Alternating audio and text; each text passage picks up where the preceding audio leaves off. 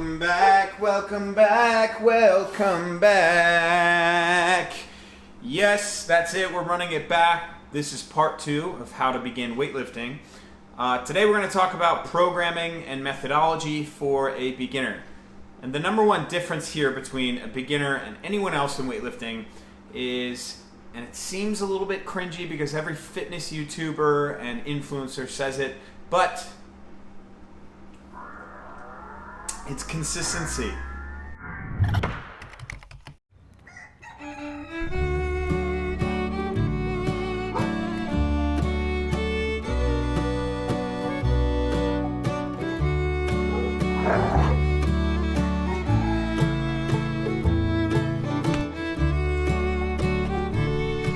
Yes, consistency.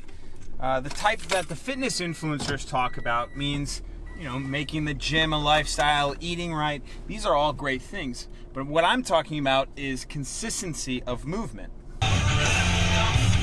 Whatever will be, will do me. Here, let me give you an example. If I was to teach someone how to squat, the odds that they're going to, after one session, be able to squat a light weight the same way 10 different times are actually going to be decently high. Let's say I taught that same person how to snatch. It doesn't matter if the weight feels light in their hands. The odds that they're going to perform the snatch the correct way, or the way that they have previously 10 times in a row, is very difficult. So in essence, my hands are pretty tied when I'm programming. And this is because a controlled variable in consistency of movement is no longer controlled. In the squat, that was a controlled variable. In the snatch, not so much. This means that progressive overload and certain tactics to get you stronger aren't going to be as effective or even a smart thing to do in the snatch or the clean and jerk.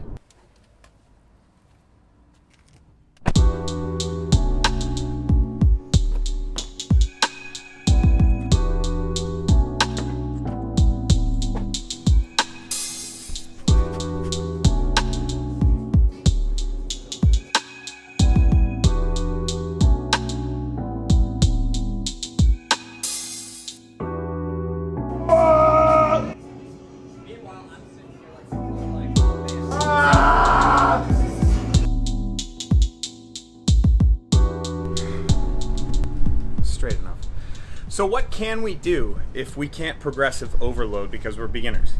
And my answer to that is to treat training or working out like a practice, similar to like a scheduled practice in basketball. You have a list of things that you want to accomplish, just no real list of numbers.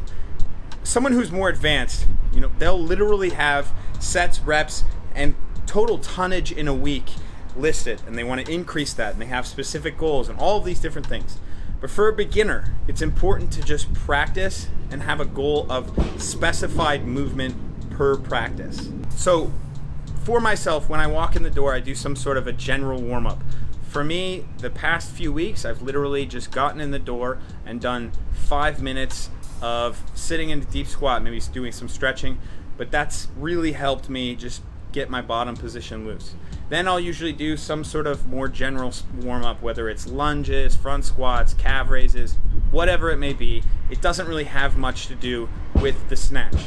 From there, I go into what's called a positional primer. So in the snatch, there are certain positions that I really value. Number one is the bottom position. So a lot of my positional snatch primers are going to be around that, whether that is the snatch press in the bottom of a squat, whether that's just a regular snatch with a pause in the bottom of the squat, whether it's a snatch balance, any of those things, they're priming you to get ready to do the full movement. After the positional primer, you go into some sort of drilling. Drilling is important for beginners specifically, and less so the more advanced you get. The drilling aspect is anytime you can attack a certain tendency or negative tendency that you do as a beginner. Say that your feet jump forward in the snatch. Well, the number one fix for that is just to do no foot snatches. So that's what you can do as part of your drilling for that day.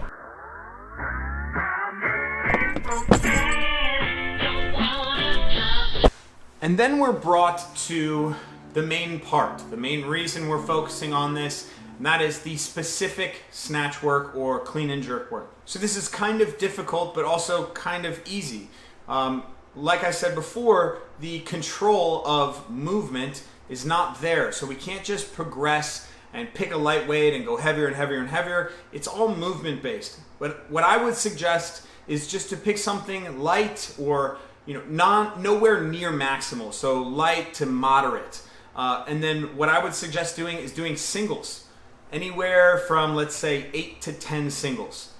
So the goal is between each one, you would take anywhere from 2 minutes to even 3 minutes off. Really focus on approaching the bar properly and checking off all the things that need to be checked off with that weight. You would write down the weight that you used, and if you could, maybe write down how it went, how each rep went. Maybe give yourself a score. Then the following week, what you're gonna do is just add in volume or add in load. Either way, the total intensity should go up. So say you did 8 singles on week 1, on week 2, just do 10 singles. And you can also up the load on the bar. It all depends on how you move. This is why it's difficult for me to say, hey, let's just progress this intensity, this intensity, this intensity. Go up this percentage every time, because for beginners, their movement is so inconsistent. So now when we look at the structure of a microcycle, what you can do is have snatch practice, clean practice, jerk practice, and then snatch and clean and jerk practice. That's what I would suggest, 4 times a week. If you can't make that happen, just combine the clean and the jerk session and just do clean and jerks in one day. The same structure would be general warm-up, positional primer, drilling, and then the actual specific work at the end. Additionally, what I would like to add in is something supplemental to the strength aspect. So the fact that someone is a beginner, I don't like to push strength as a main driver for the lift yet, because it's all about just building consistency.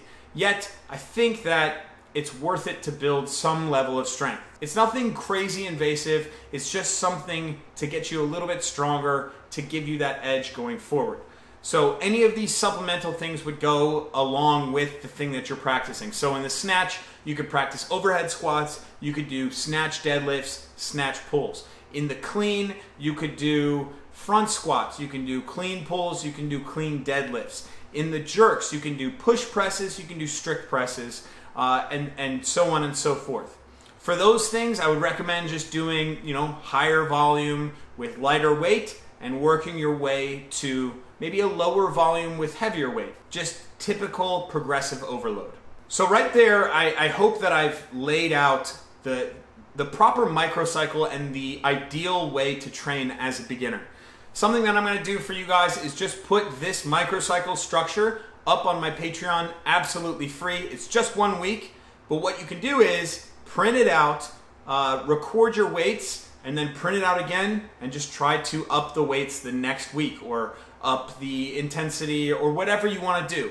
But that's going to be absolutely free. It's going to be on patreon.com/Zach Tellender. Thank you guys so much for listening. I hope that you like this, and I hope that if you're out there and you're a lurker, that I've convinced you to do this really weird sport.